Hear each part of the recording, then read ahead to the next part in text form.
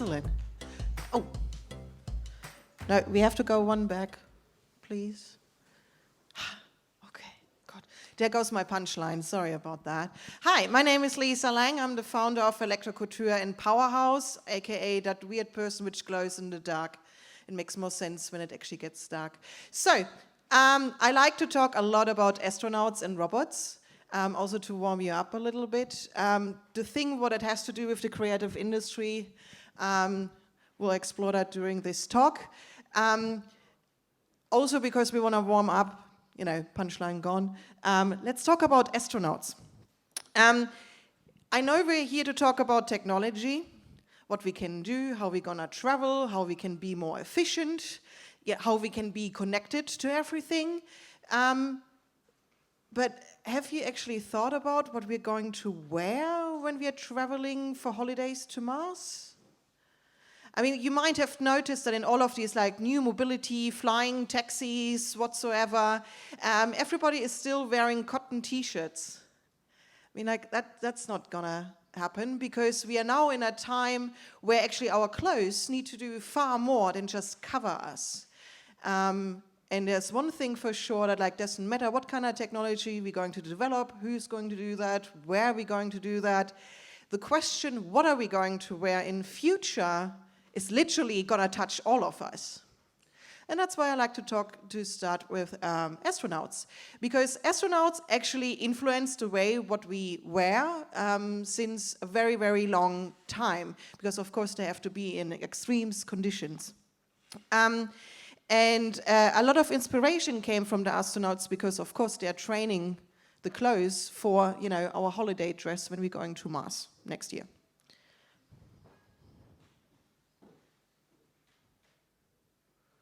Is technology going to stop us to talk about technology? Right, sorry. The question is, who is actually going to make it? Is it like, this is a concept from a motorcycle company for developing bodysuits, because of course, like, you're in armor.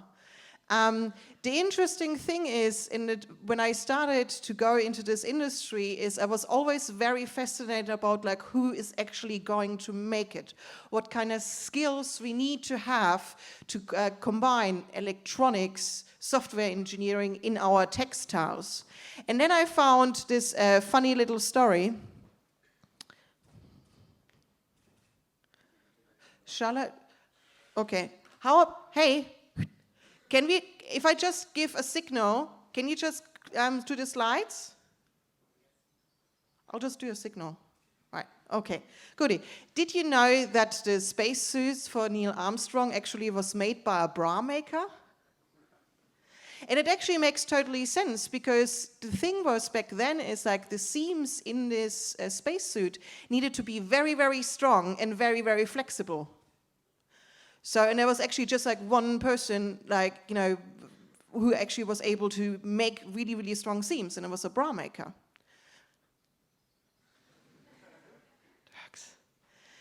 So, as you can see, I love going back into history, so you will see a lot of historic slides. Icarus. For me, like one of the first wearable technology developments, because there was somebody who like, you know, wanted to fly. And they didn't make an aeroplane, they made wings. It was wearable technology. And of course, that whole idea when we think about like, you know, if technology, whatever, doesn't matter, what actually we really want from our clothes, you know?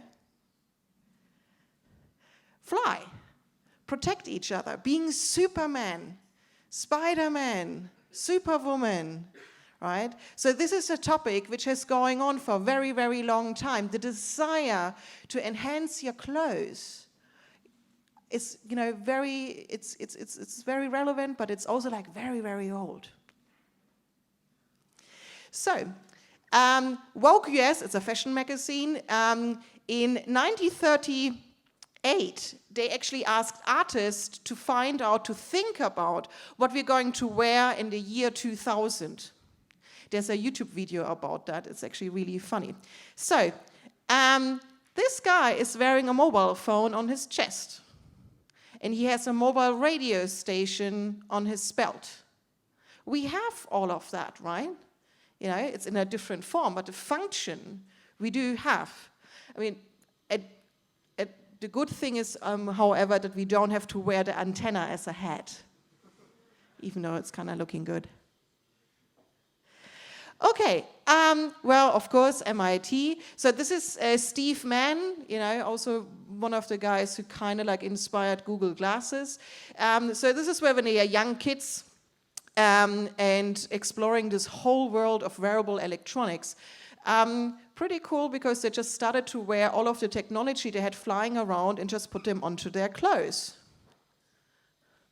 We all know how Google Glasses looks like. Of course, there was a long way from here to there, but that was the thing. It's just like, okay, you know, there is a desire to be online all the time, to actually have a second layer in front of your eyes. Another project is from Pauline van Dong, is from the Netherlands. She actually released the concept of a solar sweater in 2015. This is not only a prototype, it actually really worked. I was wearing it myself, we were testing it. Of course, you know, because what is the biggest pain having a mobile phone? Battery. Damn. But the interesting thing is our body is actually like a really good place to generate electricity if it would be like being a mobile solar panel. And it should be totally fine that you kind of look cool at the same time. So I'm still on the waiting list for that, but it's proven that it actually works. And it's washable. We tested that. Okay, another thing, of course, you know, we've seen those examples of like the flexible displays. You know, Samsung is trying to do that, but again, what does it mean is that we want to have electronics close to our body. And in this case also, what is quite interesting is it will give us the freedom of our both hands, because like when we are carrying our mobile phone with us, it kind of like, you know, disables us because we have always one hand is busy. So when I started to go into this industry, I was looking at all of those things and I was like, okay, like how weird and wonderful can you actually get? And then I was like, okay, you know, how about we just skip the whole textile stuff and just like turn our skin into user interface? Because the interesting thing about electronics is it's like trigger response. You know, so technology doesn't really care how you complete the electric circuit, because our body, of course, is, you know, really good with electricity. So interesting concept. The electronic tattoo. And then you don't even need a display to wear. You just touch your skin. Volume up and down, call mom, pizza please. You know. Electronic-wise, this is all possible. This is actually not a problem. So after all of those journeys and like looking at all of these different things, I started with our first future concept and said like, okay, what I actually want is like, I want to have a dress which I can just reprogram all the time. Because the thing is like, you know, our mood is changing several times a day. But, you know, are you going to get changed with your clothes every day? And I was like, you know, wouldn't it be cool if I just see a picture and I just upload it to my dress? I see somebody else, then I get like the update from Paris, you know, like the latest fashion show from Paris, like, no, this is like the latest software update, pretty cool. Then we have pattern makers, then we have people who make really cool patterns and they can upload it, and then we have like new celebrities and we have new designers, and then there's a cool feature, right? So that's how I started. I was like, okay, you know, it's like, how can we make this possible? And I looked around because I was working in a software engineering team and was like, okay, there's like nothing is there. So I kind of like have to start it myself. So this was my first project, Rainbow Sparkles. This jacket has like a lot of LEDs, but also it had like an Arduino and a GSM module. So that jacket has its own telephone number. And you can send it a text message and change the colors of the LEDs. So like hashtag red with a feature, hashtag sparkles, and then it sparkled in red. Or the special feature was hashtag rainbow. So it goes like up in the rainbow. And this was actually really cool as an experiment because there was not a lot of digital barriers. You know, even my grandma can like write a text message, but the whole impact of like that you can actually change something which we're wearing was quite interesting. Also, of course, like that jacket never got washed since then because it had like all of this soldered wires and everything. So I was like, okay, good. You know, we have to find a solution for that. So I went into manufacturing and I went to textile engineers and said like, look, how can we actually do this to put LEDs into textiles? Because, you know, I kind of want to wash my jacket after all. So, and then I met Emma. Isn't this cool? So this is a round knitting machine. Yeah, stay with Emma, that's good. This looks kind of like spaceship, right? So this is where your socks come from, by the way, round knitting. And I was like, okay, good. So like I have to understand two ways. I have to understand electronics and I have to understand textile manufacturing because those things are there. They're actually quite old.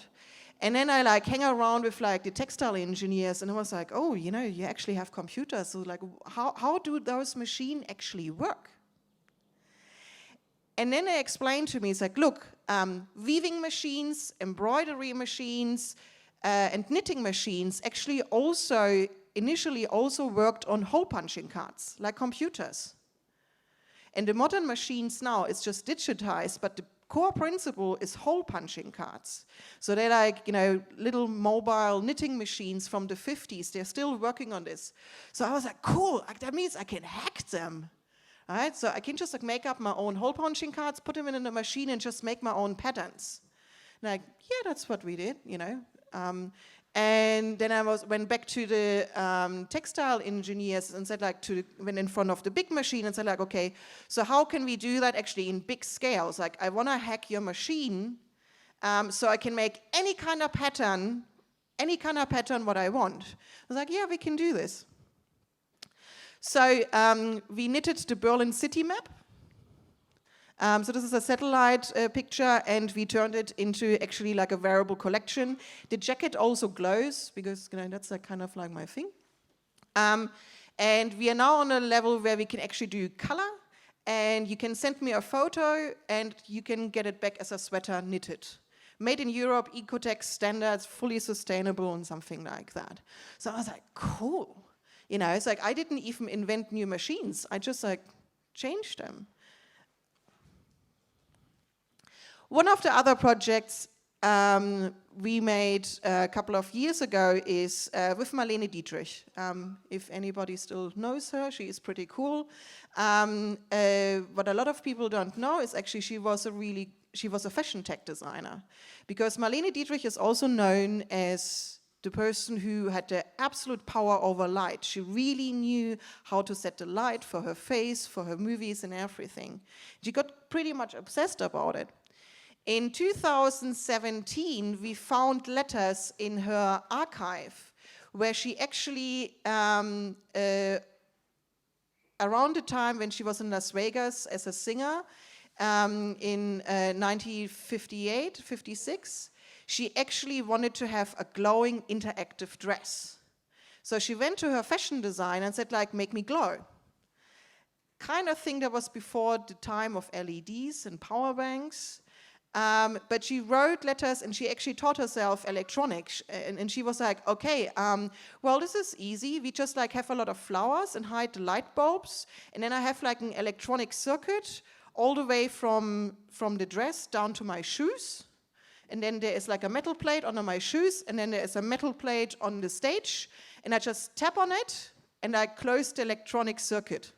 So I can switch the dress on and off. Technically, it would have been possible. In practical, she would have killed herself because she would have electrocuted herself. Luckily, she didn't do that, but a dress never got made. And then when we found those letters, we were like, we are now on the point because we now understand how those industrial textile machines work. We understand the electronics, so like this is the time, because, you know, Marlene wanted it, to actually make the dress happen. So we did. That is the dress. And here for the techie insights, so this is how the machine read the dress. And at the same time, this was the briefing for the seamstress at the same time. So you can kind of imagine you have like a textile engineer, an electrician, and a seamstress in one room. It's not the start of a bad joke, it's actually was for real. So you can see like the red and the blue line, so this is plus and minus. And this is kind of like how the machine reads like kind of like the digital version of the hole punching card. All of these seams, this is actually electronic conductor thread hidden behind the embroidery.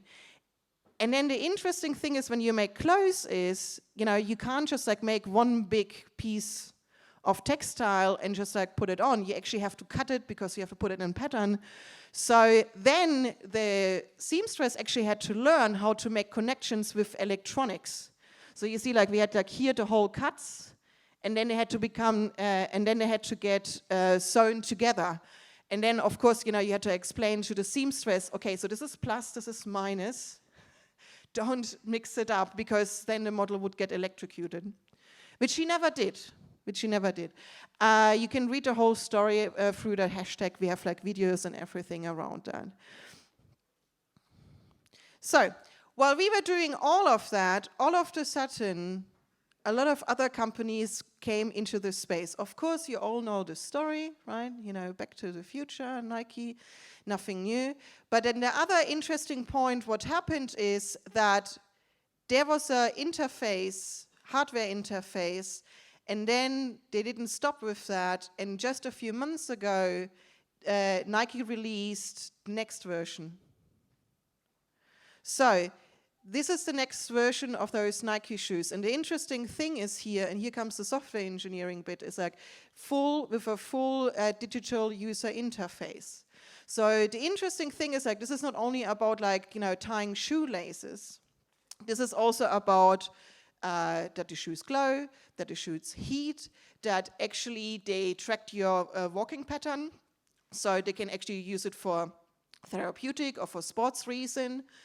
And you get all of that just by the next software update. So you have like always the same shoes, but you get a new update and you have new features. And of course, Nike wasn't the only one. In 2015, Google Shakar came in together with Levi's. I mean, like, how cool is that? A software company teamed up with a traditional textile company to develop a smart jacket. So this was the first concept. The smart bit, just to explain, the smart bit is not the jacket itself, it's actually a bit on the sleeve. And in that sleeve is conductor thread.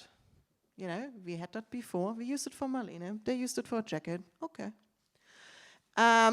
With a connection point and a Bluetooth connection. That Bluetooth connection, of course, connects to your Google phone. And then you can program the sleeve. So while you're on the bicycle and you're listening to music, you just tap on your sleeve and just change the song.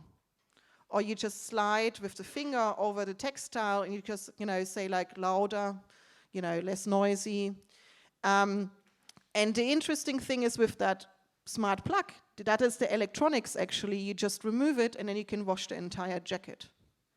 So I was like, okay, this is pretty cool. And then the next thing happened, just a few months ago, because I have a jacket like this, the next software update came. Now the LED in that tag actually glows when my Uber arrives. Kind of cool, right? So what are we actually talking about here? The interesting thing is that the so-called hardware company, textiles company, accessory companies, they are also going into the digital area. So they are kind of like, the user interface, the front end. I only call fashion designers front-end designers by now, because that's what they do. They create the framework, the shoes, the handbags, the jackets, and then we plug in the digital part. So since we are, talking about recruiting, just like think about it, because, the next kind of job huntings actually can be from company like these. Louis Vuitton just announced a blockchain platform. Why would they do that? Well, let you tell you, in high luxury goods, you have a big problem with counterfeiting. This is actually really, really damaging to the industry. And Louis Vuitton, for instance, is trying with blockchain to trace all of their goods to make sure that you can verify their originality. So the thing is, however, is they don't have any digital backbone. They need a lot of developers to actually build that. And I haven't seen a developer there. They still don't have a CTO. Burberry does since a year, 1.5 for the first time. Burberry had a big scandal is because like what all of the luxury brands actually have done so far, and Burberry was just unfortunate it happened with them, is they're burning all of their collections because they don't want to go into like a second-hand cycle. So they'd rather destroy the high luxury goods, which is very, very expensive to make, before to sell them. They got like a huge shitstorm with that. They need a solution for it, and usually the answer for that is technology. Chanel, very interesting. Chanel just got for the very first time in their whole history a CTO 4 months ago. They're still trying to figure it out what to do with that dude. Because he comes from the medical tech industry. But Chanel is actually looking a lot into new materials, biodegradable materials and everything. But when I'm hanging out with these people, it's like the biggest problem they always have is that, we need a new mindset. It's like, because I always say like, well, technology is not your problem. All of the solutions you actually need are already there. Think about counterfeiting. We have the same in medical technology to fight counterfeiting in vaccines. So it's already there. In theory, we could actually do plug and play. The problem is in these industries is there's no digital backbone. It's kind of like you give somebody a Ferrari and they don't even have a driver license. Or an Autobahn. Digital speaking, these kind of companies are cobblestones. So you can come with the coolest car ever, can't drive it. So this is actually a huge opportunity for the new generation to actually come into these companies. Don't worry, I don't get kickbacks through that. But I just want to show you a different new field, what you can actually explore, because literally it's going to touch all of us. And I will just want to let you go with one of my favorite quotes at the moment, is because this is in all of my work with the high luxury and hardware and offline companies, it's always not about if technology can help us. This is actually about people. This is about mindset. This is about training. Fashion industry is getting disrupted. Creative industry is getting disrupted. But it's not about technology. It's about the mindset of new people. Respecting the craftsmanship. Think about the bra maker. Neil wouldn't have gone for a walk if there wouldn't have been the craft of a bra maker. But of course, it has to go into the next round. So, because you can't see it, I'll just read it aloud. The illiterate of the 21st century will not be those who cannot read and write, but those who cannot learn, unlearn, and relearn. Welcome to Deaf Break. Thank you.